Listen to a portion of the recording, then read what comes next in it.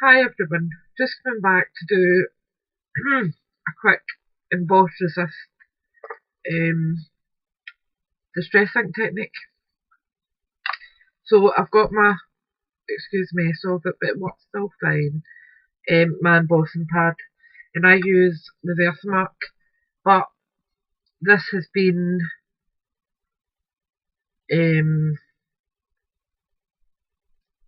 added just glycerin to it to moisten it again. So I'm just putting this on the stamp, and this is an old stamp of mine, probably one of the first stamps I got, and it was actually in a job lot. I didn't buy it on its own, and you can see there's plenty on that. I'll just show you it. Because it's the Versamark Basil, there is a bit of a tint, a paralysed tint on it. So what you're doing, I'll just make sure you're still in view, and I'm just doing two at the one time because it will fit over them, and it's just to stamp, and I'm just making sure that there's plenty on it.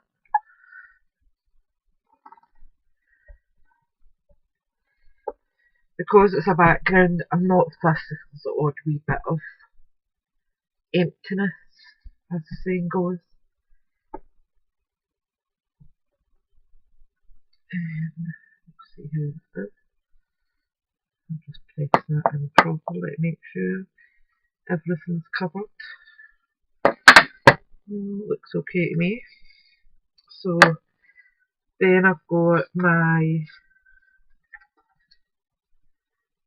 embossing powder, and for this, because it's quite a detailed stamp, I've used the Emboss embossing powder, and it's a detailed clear.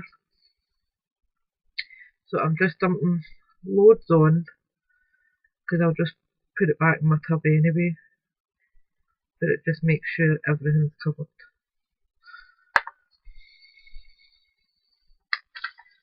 And then we're just making sure everything is covered. And I'm just tapping it ever so lightly, because I don't want to tap the powder off.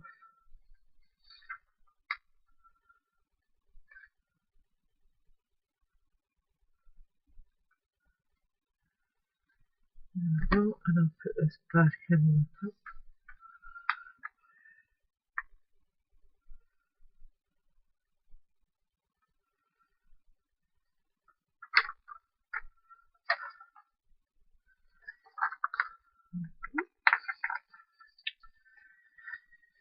And then we'll just heat this up to fix it, and I'll just take it off so that it's warm before I add it to the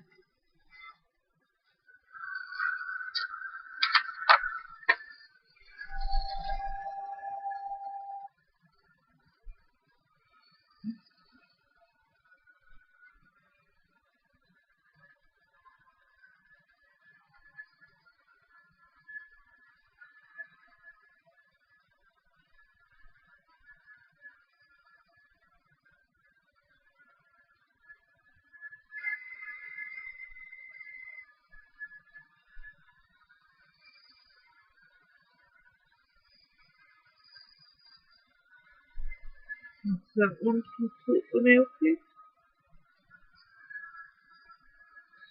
I'll just do this one now. Just move it up so you can see it more.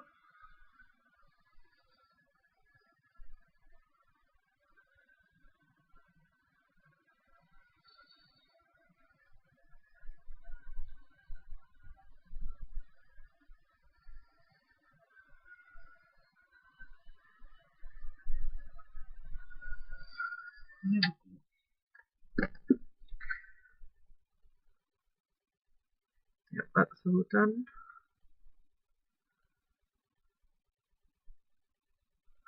Yep.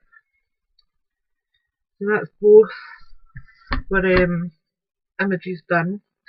So what I'm going to do here is What colour will I use? I'll just pull down my distress inks.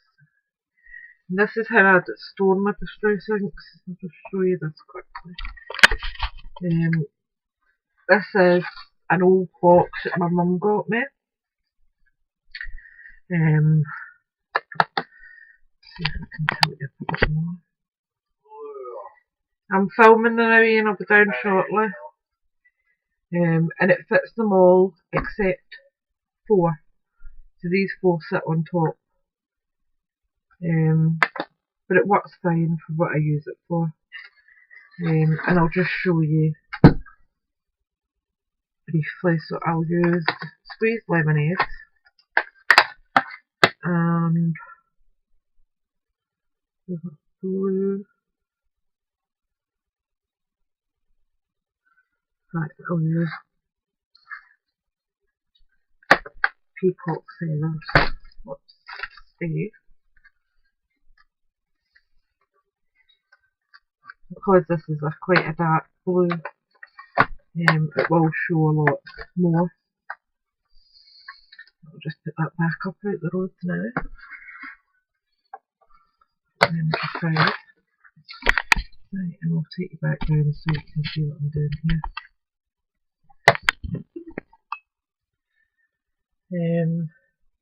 Now, as you saw yesterday, I do have pads for them all, but just for the sake of quickness, I'm just going to chop off a wee bit of a makeup sponge for each of them.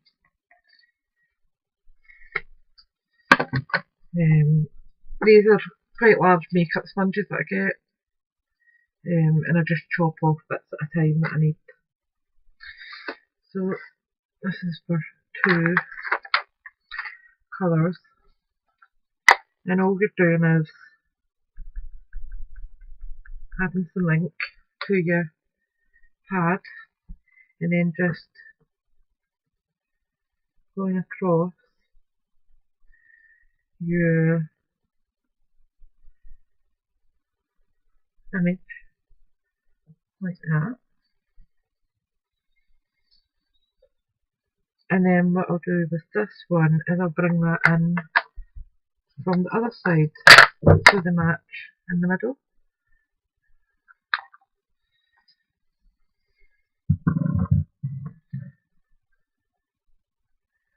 And you'll see peacock feathers is a strong colour.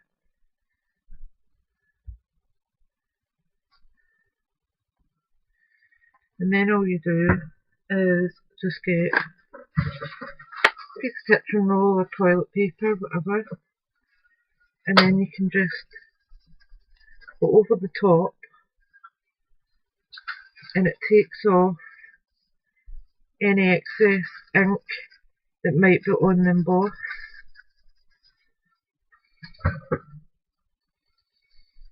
So that's the image that you're left with. And you can use as many colours as you like for this. Or as little. You could actually do it all in one colour. I'll use the Victorian Velvet maybe on this one. And again, you don't even need the sponges. I'll just show you another quick technique. You can actually just go in with your pad.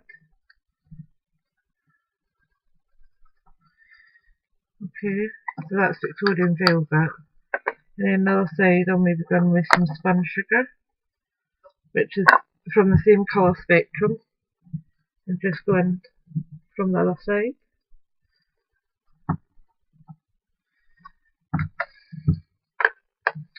And again, just go over the top to buff up where the ink has went on top of the distress.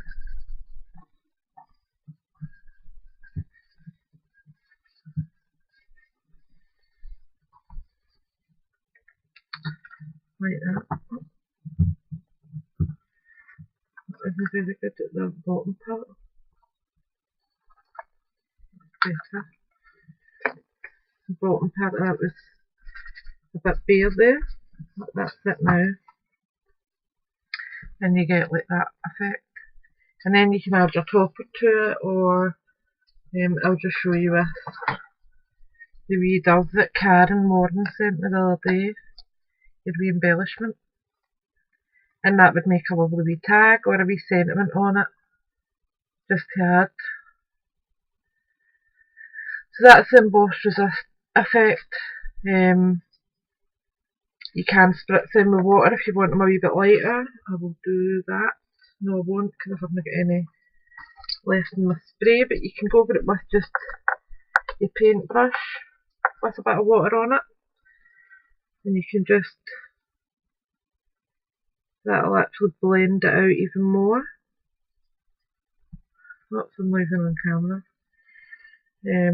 You can just blend it out a wee bit more if that's what you're wanting, and then again just over your emboss so that you're not covering that, and that looks more muted and much more softer to look at.